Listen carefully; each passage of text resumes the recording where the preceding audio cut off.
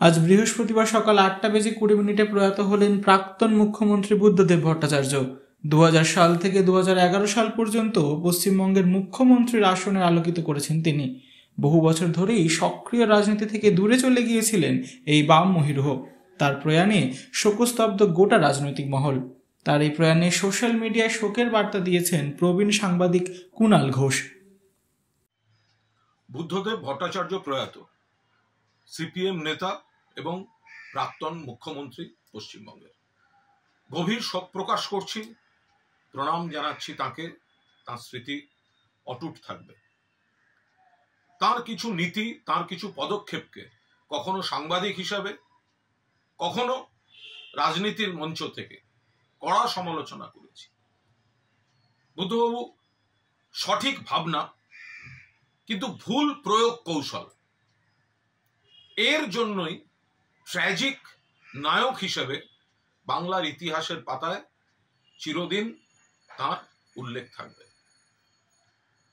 পাশাপাশি বলবো, সাংবাদিক হিসেবে তার যা স্নেহ প্রশ্রয় পেয়েছি, আমি কৃতজ্ঞ। যতবার চেয়েছি একান্ত সাক্ষাৎকার, এবং সেগুলি কখনো আকাশপথে প্লেনে পাশের চেয়ারে বসিয়ে, কখনো রাইটার্সে, কখনো বিদেশের মাটিতে, সিঙ্গাপুর বা ইন্দোনেশিয়ায়, কখনো আবার আলিমুদ্দিন স্ট্রিটে, কখনো তিনি রাজস্থানে সেখানকার মুখ্যমন্ত্রীর আমন্ত্রণে বসুন্ধরা রাজে সিন্ধিয়া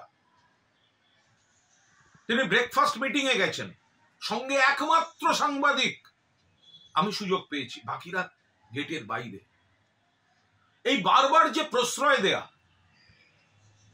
ভালো ভালো ইন্টারভিউ, সব থেকে যেটা উল্লেখ করার মতো, বুদ্ধবাবু জানতেন আমি সিপিএম সমর্থক নই। আমি অতীতে কংগ্রেসের ছাত্র পরিষদ, ছাত্র রাজনীতি করেছি। পরবর্তীকালে আমি মমতা বন্দ্যোপাধ্যায়ের রাজনীতির অনুরাগী। ফলে সেটা জানার পরেও সাংবাদিক হিসেবে তিনি যে প্রশ্রয় আমায় দিয়েছেন, কখনো অনুরোধ করেছি, আমাদের প্রতিষ্ঠানের কর্ণধার হোটেল তাজ বেঙ্গলে একটা চিত্র প্রদর্শনী করছে, একবার যেতে হবে, যাব না। শেষ পর্যন্ত এসছেন, স্নেহ করেছেন, প্রশ্রয় দিয়েছেন। ফলে এরম একটা পরিস্থিতিতে দাঁড়িয়ে সাংবাদিক হিসেবে তার যে পৃষ্ঠপোষকতা পেয়েছি, এটা বলে শেষ করা যাবে না। অনেক অনেক অনেক ঘটনা আছে, এভাবে বলা যায় না। মনে পড়ছে যে বিরোধিতার জায়গাগুলো, সেগুলো যেমন বাস্তব, আবার তার যে স্নেহ পেয়েছি সেটাও বাস্তব। কিছুদিন আগেই মীরা ভট্টাচার্যের সঙ্গে দেখা হয়েছিল একটি অনুষ্ঠানে।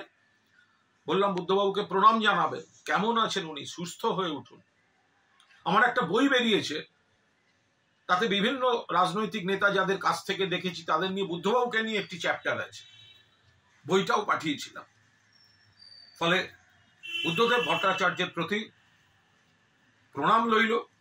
রাজনীতি, প্রশাসক, দলের নেতা, সাফল্য, ব্যর্থতা, ভূমিকা, তার মূল্যায়ন চলতে থাকবে, তার ইতিবাচক নেতিবাচক দিক থাকবে।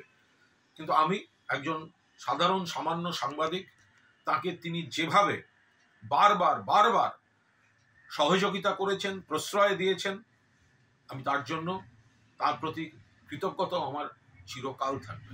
বুদ্ধবাবু যেখানেই থাকুন, ভালো থাকুন, শান্তিতে থাকুন, চির শান্তিতে থাকুন।